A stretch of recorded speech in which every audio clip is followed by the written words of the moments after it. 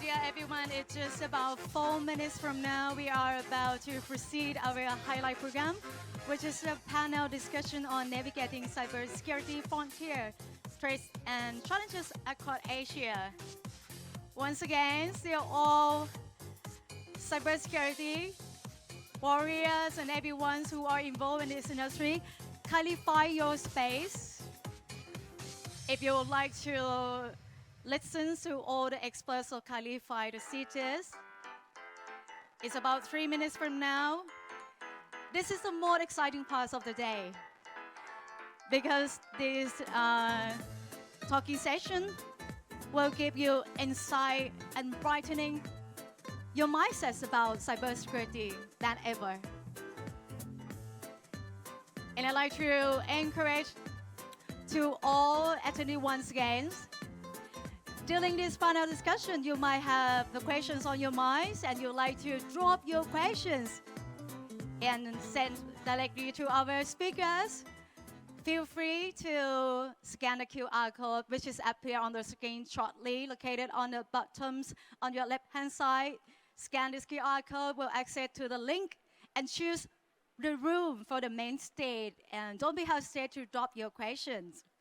Welcome everyone once again to Cybersec Asia 2024 Cross Thailand International Cyber Week 2024 powered by NCSA. We would like to bring everyone to the panel discussion on navigating cybersecurity frontiers, threats and challenges across Asia. This panel discussion will feature active panelists from the Indian governments alongside counterparts from Thailand, Malaysia, and Singapore. This collaborative effort aims to propel the regional cybersecurity industry forward, fostering insightful discussion and groundbreaking initiatives. By this occasion, I would like to invite first on the stage our esteemed moderator, CISO and Airline Captain, Aviation Cybersecurity. Please welcome Serge Christiaans.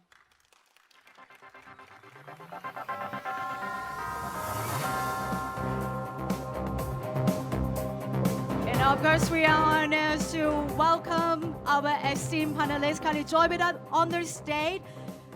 We are honored to have Secretary Generals of the National Cybersecurity Committee at National Cybersecurity Agency.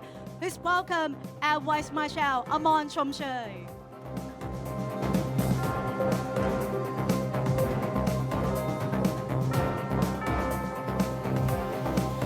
Dato Dr. Haji Amirudin Abdul Wahab, Chief Executive Officer, CEO, Cybersecurity, Malaysia.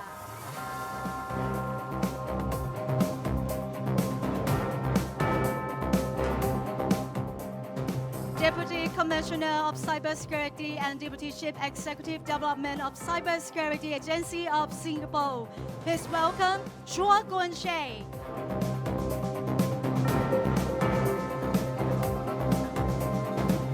And Center Head Cybersecurity, Karnataka, Governments of Karnataka. Please welcome Karthik Bappanad.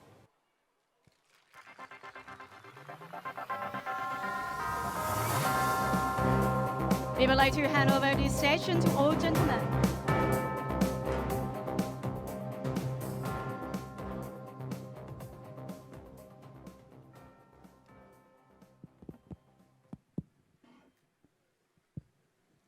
Ladies and gentlemen, good morning. Afternoon already. Yeah, time flies, and time will fly in this panel as well, because we only have 45 minutes. I'm proud today because this to me is the highlight of these 2 days here in Bangkok. I have here on stage with me senior cybersecurity leaders, policymakers of national cybersecurity agencies, 5 different nationalities: India, Singapore, Malaysia, and of course from Thailand. I'm from Amsterdam, the Netherlands, but that's not very important right now, but we still have 5 nationalities, right? Can say that. The idea today is, since this is so rare that we have people at this level from different countries on stage to talk about national issues. And today, since this is a cybersecurity conference, let's talk about cybercrime in our countries, and let's talk about how we protect our citizens and how we can help each other doing that. Basically, the main theme for today. But before we kick off, I would like to do a short round of introduction, and Amorn, please, take it away. Okay, good afternoon, everyone. I'm Vice Marshal Amon Chomchoi. Right now, I'm the Secretary General for NCSA, the National Cybersecurity Agency of Thailand. Okay, and to give out some short introduction about our organization, we draft and drive forward the strategy and policy for cybersecurity for Thailand. And also, our main task is to secure the critical information infrastructure and government agencies. And we work closely with the regulators and all the CAI to make sure that they perform risk assessment, protect themselves, be prepared to do incident response. Okay. And also another task is to running the TICERT, the Thai Computer Emergency Response Team. Okay. And to do all of that, we have a big gap to fill is the capacity development. Okay, because cybersecurity and also IT is quite a new thing. So we have to do with education and training and develop individual skill and also run the national cyber exercise to make sure that all the pieces can work together. Okay, that's a short introduction for me and CSA. Thank you very much. And needless to say, we have 72 million Thai people and their digital way of life. Protection against cybercrime is done by this organization. Thank you very much. Amir, 35 million Malaysian people depend on your organization. Talk to us. Okay, my name is, good afternoon. My name is Amirudin. I'm the CEO of Cybersecurity Malaysia. We are the National Technical Reference and Specialist Center for cybersecurity in the country. We are the one, I would say, the technical and operational arm for cybersecurity in Malaysia, protecting that 35 million population. We are the firefighters, the one that goes to the ground, the one that build the capabilities, the one that really hands-on, supporting all the various stakeholders, regulators, law enforcement agencies, even working with various universities, academia, in building capabilities for the country to protect the nation. Thank you. Thank you, very clear. Kuan, 6 million very tech-savvy digital Singaporeans. Thank you, Serge. Good afternoon, everybody. My name is Kuan. I'm the Deputy Commissioner for Cybersecurity, as well as the Deputy Chief Executive Development in CSA, Cybersecurity Agency of Singapore. For us, we are responsible for the diplomacy, policy, operations, as well as the technology and capability development of all cybersecurity matters in Singapore. So very happy to be here, to be sharing with you about some of our views from our place.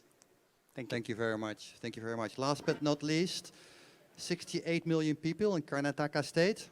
Karthik? Yeah, good afternoon to all the panelists. Good afternoon to everyone. First of all, let me start with thanking the organizers and also congratulating the organizers for this fantastic event. So congratulations to Amon and all the team at NCSA as well as the team at VNU. I represent CISEC, which is a Center of Excellence in Cybersecurity of Karnataka state government in India. At CISEC, we do outreach programs for citizens. So we do cyber risk awareness campaigns for citizens, talk to people about cyber hygiene practices that they should follow, do's and don'ts, because today, pretty much everybody is a user of a cyber device, right? So the awareness campaigns for them. We do capacity building, skilling programs for students as well as faculty in academia. We run an accelerator program for cybersecurity focused startups, promoting startups to, and aiding them with their innovation and research.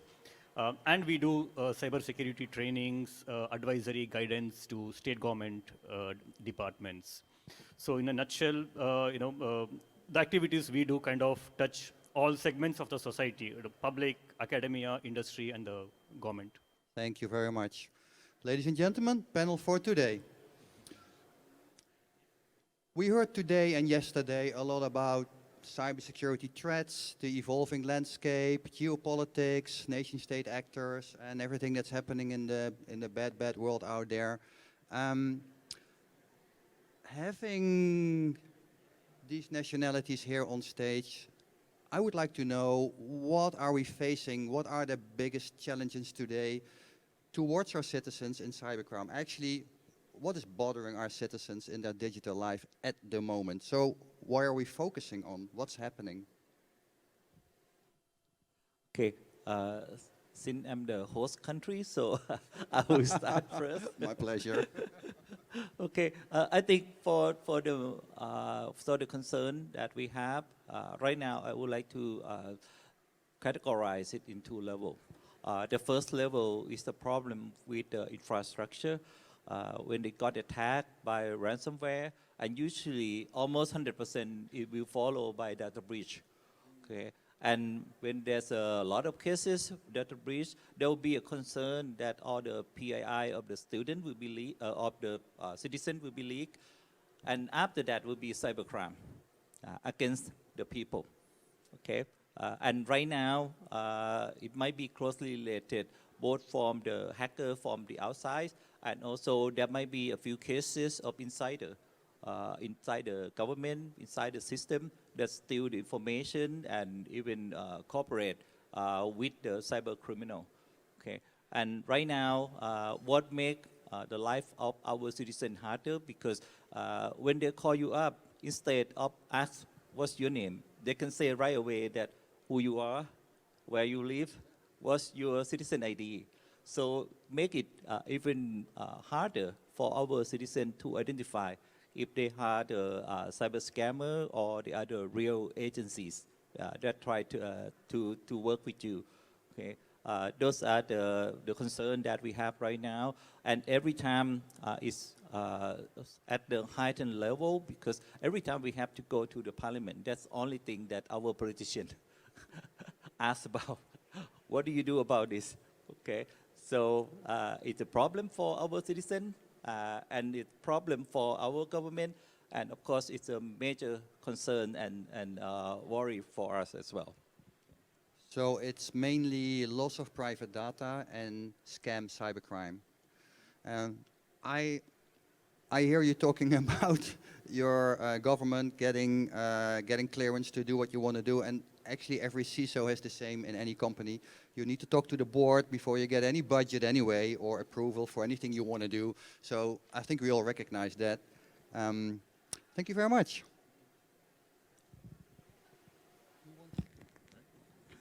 Okay, maybe next me. Okay, I would just add to what Amon mentioned. You know, we have all the various threats, scam, data breach, etc. To me, is going to grow further because we are moving aggressively towards digital transformation, and because of that, you know, we are exposed to all these threats. The more we are connected, actually, the more we are exposed. This is something that we need to realize. We like to go towards digital, but at the same time, we tend to dismiss the importance of protecting ourselves, securing ourselves when we are in digital space. And one thing that we also need to understand, technology evolves very fast. We have a lot of new emerging technology. We've heard from yesterday about AI, about quantum technology, etc. So the challenges is that when new technology is being introduced, it will create new vulnerabilities. It will create and open more attack vectors. So like it or not, we need to be ready, and we have to cope with that. Regulations, legislation will not be able to cope as fast as technological changes. This is the fact.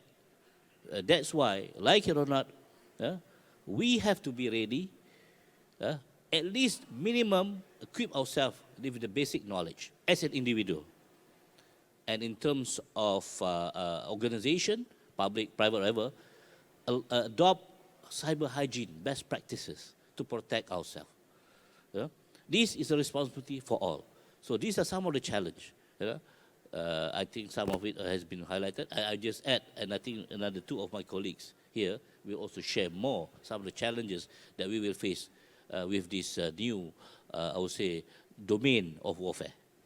But what are the major threats for Malaysian Well, citizens at the Malaysia- moment?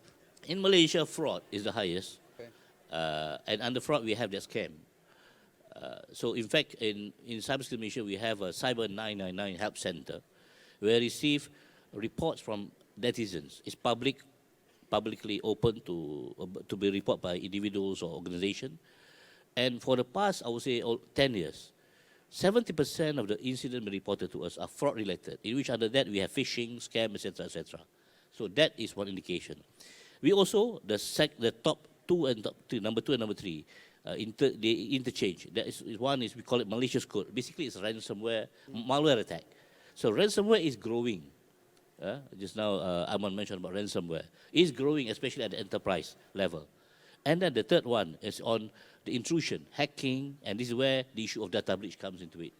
You know, the identity theft, etc., resulting in more and more cyber criminals. So these 3 incidents that reported to us has been consistently the top 3 of total incidents reported to us by the public at large.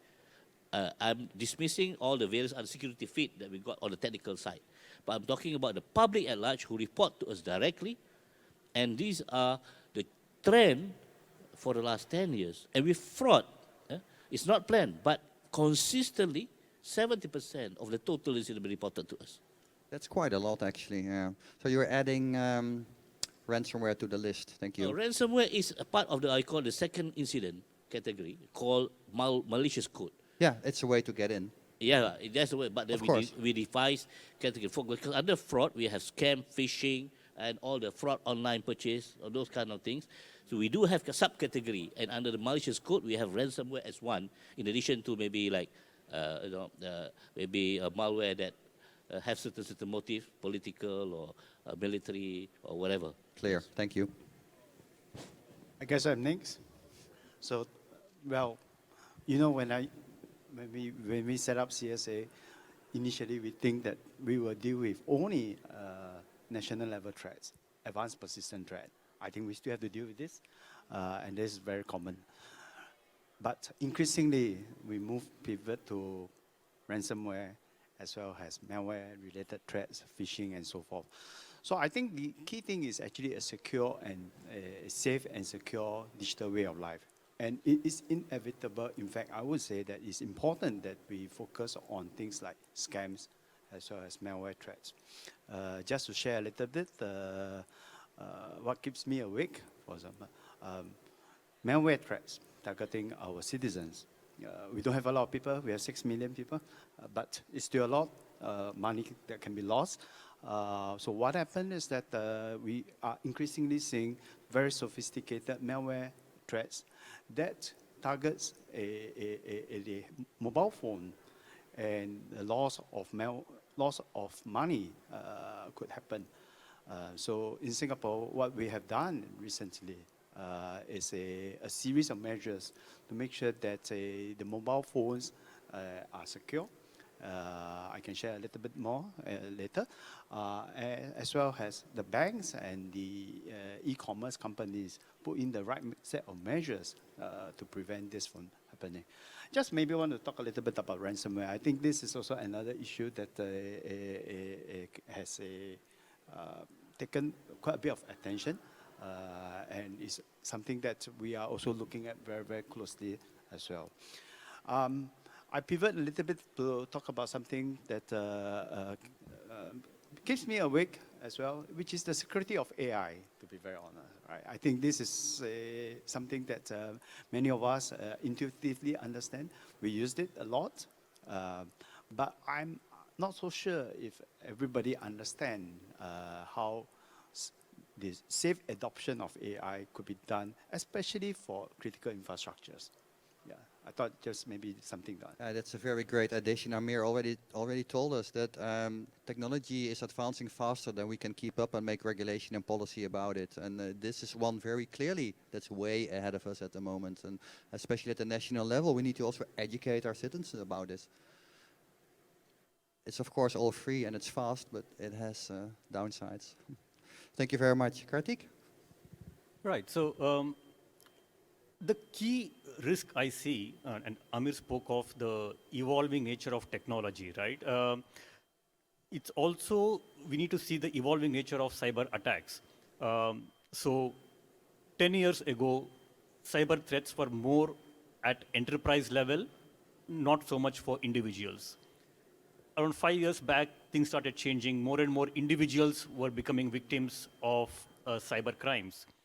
And today, today if we see, especially in India, most of the cyber crimes targeting individuals are happening in a well-coordinated, organized groups which are having presence across countries, right? So these criminals use, let's say, Google ads to trap victims, and the Google ads are, are presented by, country, from one country, and then the calls are made from, people in another country. When the money transfer happens, the money mules who cash out the money going to an ATM are in another country, right? So it's a well-organized crime which is happening, which is spanning countries. If you see, when we do law enforcement based on geographical jurisdiction, right? In India, law enforcement is a state subject. So we have one law enforcement agency for each state. When these frameworks were formed, the assumption was that the victim and the perpetrator would be in physical proximity, right? In the last 2 decades, with the advent of mass-scale telecommunication technologies, this is no longer the case. Today, the victim is in a different state, a lot of times in a different country, and the perpetrator is in a different location. So how do we get the law enforcement agencies to coordinate across these different jurisdictions so that we are able to protect our citizens, right? Yeah, we'll talk about the coordination of this later on, because that's why we're here, and this is the unique situation we have today with different countries representing. Apologies for cutting you off right here. I think it's safe to say that we all face the same threats. We have sophisticated cyber criminals, APTs, challenging us in our defenses on a daily basis. And since there's a lot at stake, I'm sure at government level there's a lot of effort, resources, and hopefully money being freed to combat this. So what programs are we currently running to protect our citizens against these major threats? Please. Okay. For us, the first thing against the cybercrime or cyber criminal, for this one I have to credit to Malaysia. We have established AOC, anti-scam, anti-online scam center.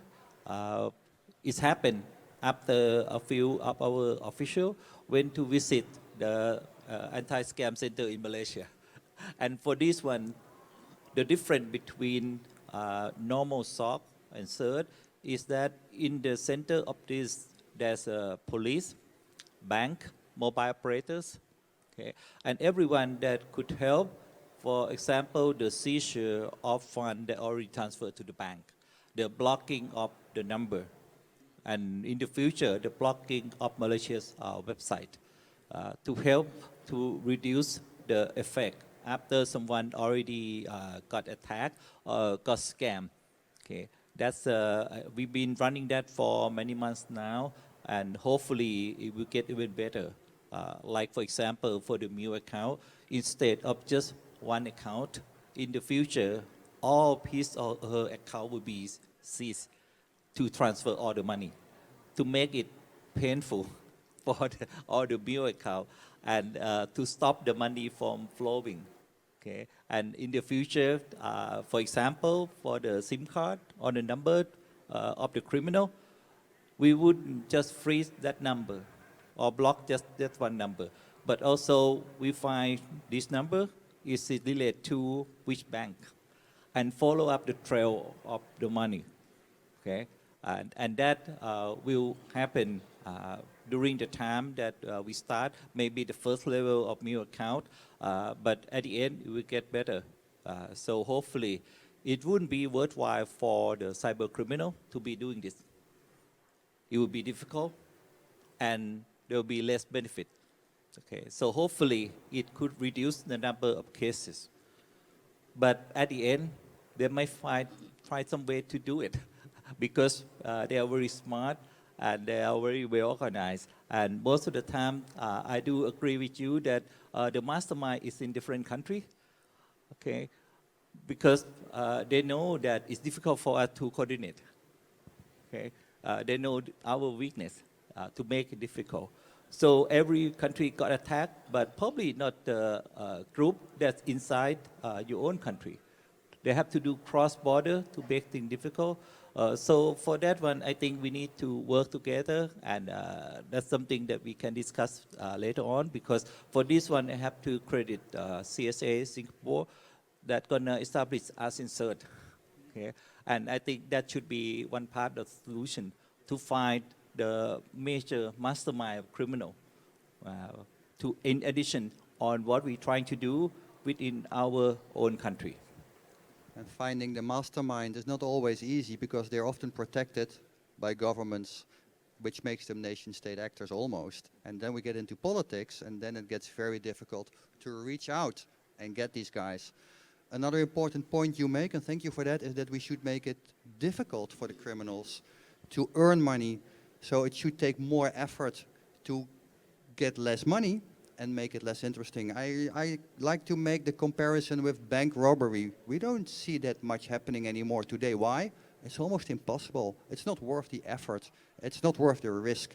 And I'd like cybersecurity at some point to be at the same point. Cybercrime, that the guys are saying, it's not worth it. They're going to catch us anyway. Or there's just so little fruit we can reap, or it's too difficult, too complicated. Let's find something else to make money. That would be great, and it's one of the more important pillars in fighting cybercrime, making it less interesting to them. Thank you very much, Amon. Yeah, if I could just maybe build on what Amon just mentioned about the coordinated group. So there's one on the operational level that we, very similar to what we have in Thailand, a group that where we group all the banks, the police, right, and the operators together to respond to a scam call immediately, right? So because these are things that you want to deal with a very high level of urgency. So that's one at the operational level. Next is at the technological level, at technical level, where again working at the ecosystem level, working with Google to help implement some of this real-time scanning. Right, you can't do this alone. I mean, CSA, there is limited resources. We are living in a digital economy. You have to work with many parties. Right? So that's one part.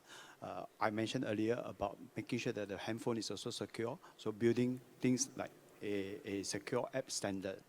That one, the developers of a bank apps or e-commerce apps could implement it to make sure that they are more resistant to malware. So that's another part on the secure app standard.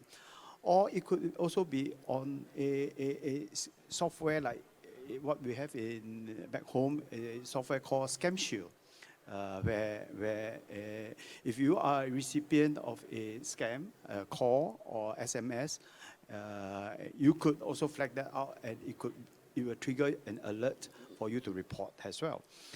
So that's the second part on technical level. But I think importantly is about education as well, unfortunately. So what we have put in place is a lot of education at the schools level, at the senior citizens level, because the senior citizens are the one, unfortunately, who are probably less digital savvy, and they are susceptible to this. So we get senior citizens to teach fellow senior citizens about how to react to some of these things. So these are the things that I think education still is an important component. Education, yeah, it keeps coming back for most of our problems, education. And I'm sure that all governments have educational programs in place or are working or coordinating with universities, schools to educate the next generation of our leaders, which is very important. I also hear you saying we cannot do this alone. I love that one. It is teamwork. We'll get back to that later on. Thank you very much. I'll talk about an initiative that we have done at national level and another we have done at the state level. At the national level, in India today we have a national cyber crime helpline, 1930. So if somebody becomes a victim of cyber crime, they can call this number. Depending on where they are, the call will get routed to the local police so that they can talk in the local language, because every state in India has its own language. But the complaint that gets lodged in a central database. And on the back end, there is a platform where if it's a financial fraud, and let's say the person has transferred money to another bank account, there is a complete traceability of the money. So if it's gone to a bank account and from there it's got further transferred into another bank account, further another layer of transfer, the whole thing can be traced and the money and the account can be blocked so that the money can be retrieved after further investigation. This is coming to see good traction. More and more people are now aware of the cybercrime helpline, and more people are lodging complaints, and a lot of money has been, we are able to, block the accounts and get back the money. So the back-end system works wonderfully well, provides complete traceability of where the money has got in. As long as, like we talk of golden hour in accidents, right? Similarly, we can talk of golden hour in cyber crimes also. As long as the complaint is lodged before the cash out happens, there's always a good chance of the victim getting back the money that they have lost. At the state level, just 2 weeks back, we launched a protective DNS service for citizens.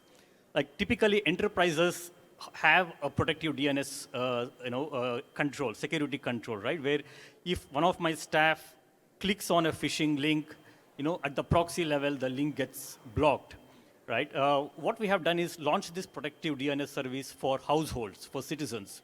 So if you configure this DNS server, and let's say I get a WhatsApp message with a phishing link, I click on the link, the traffic gets blocked. So there's a threat intel database at the DNS level, and it blocks that traffic.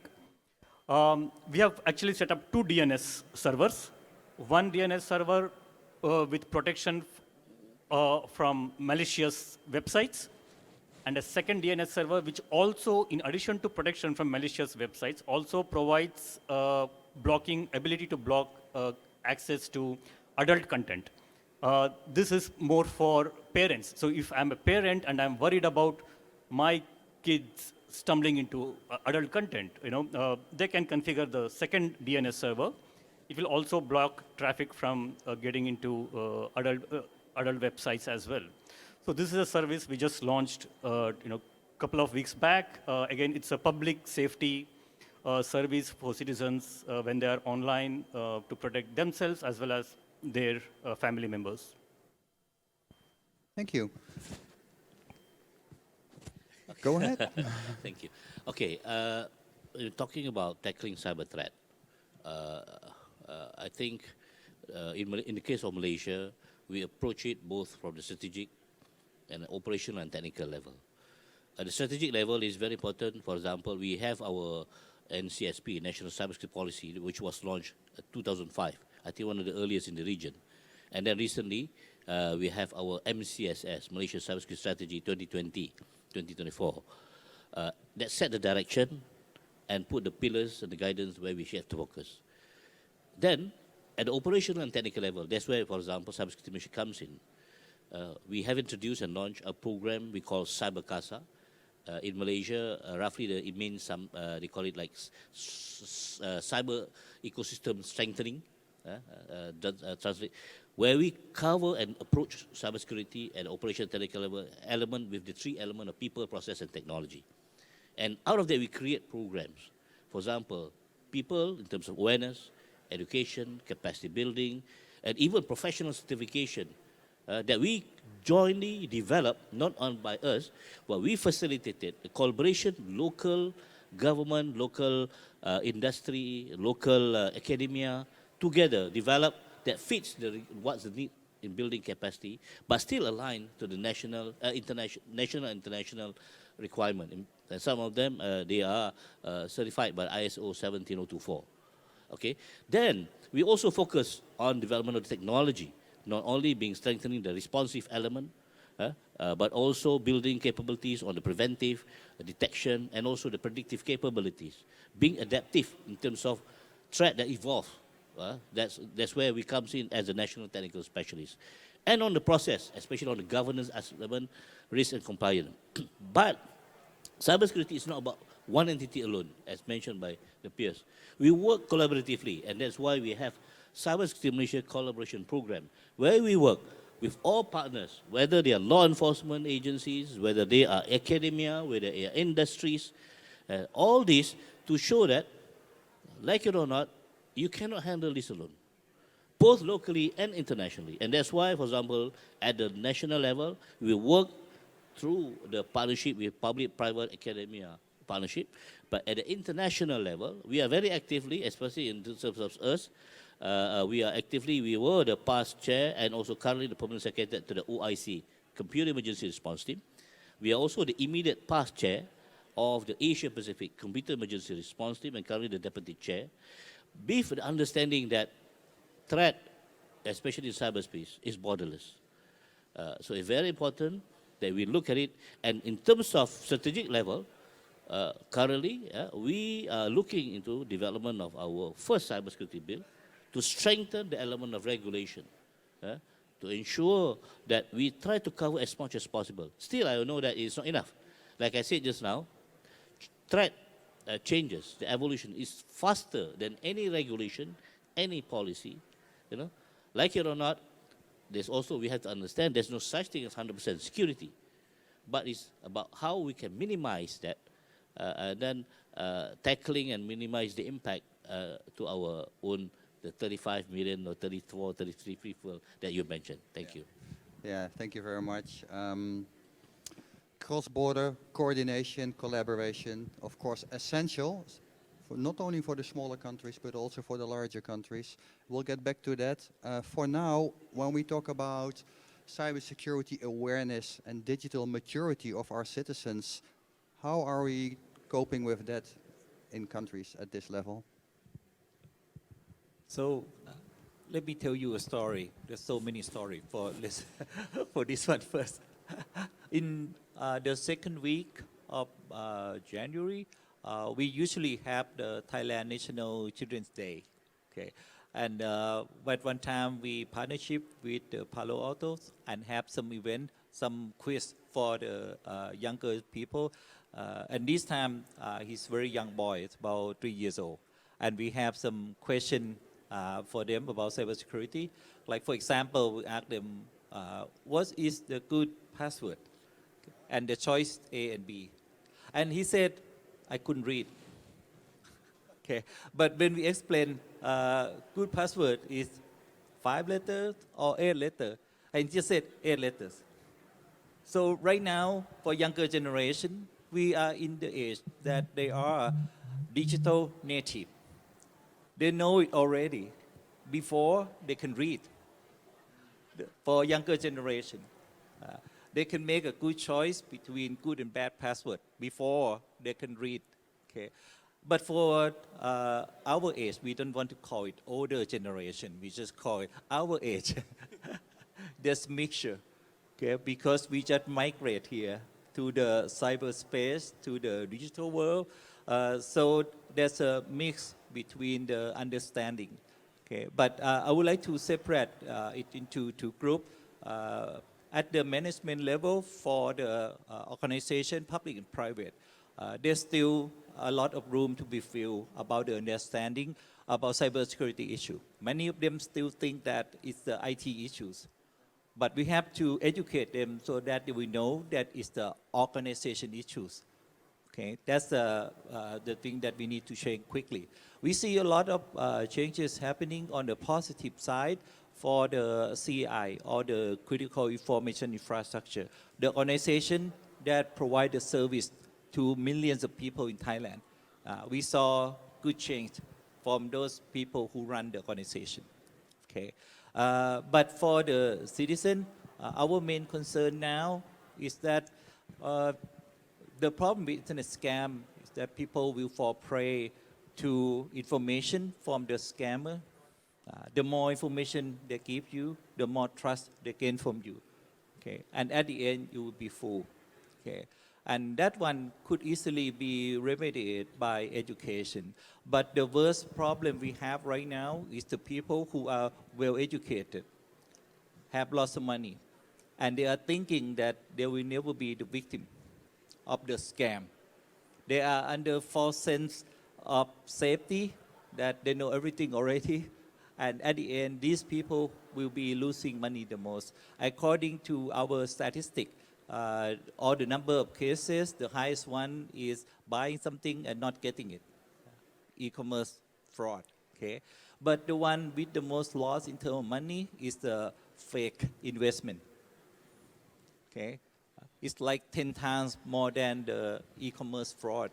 And most of them are well accomplished, successful people who have like 10 million baht in the bank, 20 millions, but they are greedy from fake investment online. And they're thinking that I'm so smart, I wouldn't be cheat, I'd be fooled into fake investment. And they are the one that lose the most money, okay? So for in terms of education, we need to raise the awareness and have people to have mindful for everything they see online and think about every time they want to click on something or believe in something. And that's something that requires a lot of practice before the passing on the knowledge. Yeah, I like that you divide this problem into the younger generation and the older generation, because they are different audiences who need to be approached differently very much. Yeah, thank you. Maybe let me just share 3 data points. First, we did a survey in 2020, and then we did another survey in 2022 or something around there. And we asked a few questions, but I shared 3 points. One, we asked people, do you feel that you are more likely to be scammed or not? In 2020, the number was 30-something%. And interestingly, in 2022, more people actually replied that they feel that they could actually be scammed. The number increased to about 40-something. I think there are 2 ways you can look at it. One is people feel a bit less secure, but I think the other way to look at it is actually people are now more conscious about security because they know that this is possible to targeting them. So that's one point. Second one is about the use of, I mentioned earlier, Scam Shield as well as antivirus. Thankfully, the number have increased to about 50% of those surveyed who actually are prepared to use and have used some form of mobile device protection. So that's the second. And third point, which is most heartening, is that more people are starting to use second factor authentication for their social media devices as well. An increase of 10%, 10-15% to close to 40+%. So I think these are very heartening signs that we see the results of education seeing on the thing. Sadly, to Amon's earlier point, maybe I should ask a question here. Among the younger and older people, sorry, I may have to use this word older, which group do you think probably lose more money? Our survey showed that actually it's the younger people who actually end up losing more money. I don't know whether is it because of complacency or because they are more digitally connected, or is it more that they have more money to be lost? but probably a combination of multiple factors. Just something for thoughts. Those are very interesting statistics. My kids always tell me they have no money at all, so what to lose? Interesting points, however. Thank you. Karthik? Yeah, so let me give a slightly different take. I think awareness campaigns are extremely important, necessary, but will never suffice. Awareness campaigns at population scale takes a long time, right? If you think of, historically, awareness about, say, risk of smoking, risk of not wearing a helmet, risk of drugs, they take decades for people to understand these risks. And the challenge in cyber is we don't have time because every few years the tactics keep changing, right? Today you tell people, if you make people aware of investment scams, in another few years down the line, there are different scams that are happening. So awareness campaigns will always be reactive, will always be playing catch up, will never work at a population scale in the cyber context because it is so evolving. The second thing is, when we talk of securing people at population scale, I think it's important to think of cybersecurity as a public good, right? Security, okay, security as a public good is an indication of the maturity of a society, right? So if you see the more mature countries, the more developed countries have better provisioned security as a public good in the physical realm, right? Similarly, if we extend it to the cyber realm, I think as long as we are telling people, okay, be aware of cyber risks, you have to protect yourself, I think we are failing people.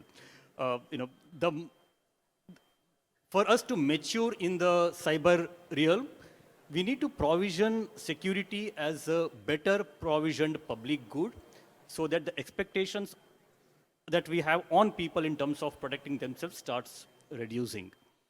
A third point, we talk of, what we can do from a technology perspective, right? I think we need to be cognizant that today we live in a period which is unprecedented in the history of humankind.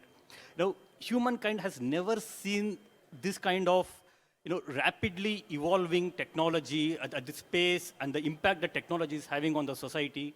Humanity has never seen this before, right? We have always been used to steady progress of technology, right? The institutions, the systems that we have built over decades, over centuries, probably will not suffice for the current context. So whether it is in terms of building expertise on technology, whether in terms of bringing in agility, within public sector, within law enforcement, etc., I think we need to step back and see are the existing systems, the existing institutions that we have, are they suitable in the current context of rapidly changing technology? Yeah, correct. I think the uniqueness in humanity is that we apparently seem to be able to constantly invent new things that we've never seen before. So we're not going to break that cycle. We'll have something new in 10 years again, probably. Never seen this before, That's what we're very good at. Gentlemen, when we talk about collaboration, how can we do that? How can we improve the collaboration that we already have? Nation states working together, fighting cross-border cybercrime. What are we doing and what can we improve? More party. If we drink more together, then will be more trust. Sorry. What I meant is that we need to do more than just meeting. We have been discussing about cybersecurity cooperation for a long time. And for this one, again, I have to credit to Singapore and the big support from Malaysia that we want to do some actual action instead of agreement, protocol, and try to discuss on what to do. Okay, and hopefully for the ASEAN region, we should have the ASEAN Surge in action soon. And when we have that, I think there will be the flow of information, better collaboration. And when we get to know, just not for the name organization, but face and what you like, what you don't like. And then after we have trust, collaboration will actually happen. Okay, that's what we hope to see. Okay, and on the technical side, another thing after we have established organization and the protocol to work together and build trust, we might have to bring in the piece of technologies. Like what we're trying to do right now is the malware information sharing platform to automate the exchange of information. But the technology is only a small part of the success. First, you have to have trust first, and then bring in the technology to make it better and faster. Okay, and I think that's what needs to be done. Okay, so hopefully within this year we will see it happen because I have been so many meetings at the ASEAN level and read many minutes of the meeting, but waiting to see the action. So now we just see the action, and then we're gonna make it happen after we define the process and learn about each other, and then we're gonna have collaboration. Wow, I love that one. We have to do more than meeting. We have to do more than just sit together. We have to do more than just listen to each other. It's about building trust and then action. We need to do something. Wow, thank you. Yeah, I agree with Amon. The key is trust and action. Trust is very important, and trust cannot be built online, even though we are online world. You know, we tend to see people online first before we meet them physically. But it's a human nature. We just need to see the face, talk to him or her, communicate, engage. Then the trust can be built further. So that's one thing. And then in terms of action, it's about your willingness to work together is proven through your readiness to share information, to share knowledge, and not just about everything is you, but it's about let's go for win-win, let's give and take. So That only works with trust first. Yes. So that it has to be like just now. Meeting is one, because to me, collaboration cannot be built based on formal meetings, MOUs, MOA, whatever. You know, even based on protocols that are being highlighted. I agree with Amon. You know, that is I would say the hoo-ha things. You know, real one. Like I said, that's why we are on operation. Firefighting. It cannot be hoo-ha. The house is burned. I cannot hoo-ha. I have to go there, use the water or whatever I have, to make sure I can, get the fire off. So similarly, to build that in the context of cyberspace, it has to be, I would say the trust is there, and that requires information exchange, sharing, and not only that, helping others to build that capability. For example, in our case, we have been doing that, helping our friends in the ASEAN region, helping our friends through our platform for the APAC level, whereby we are also actively involved. And then also at the OIC countries, where we are also the key players in the OIC. So that helps.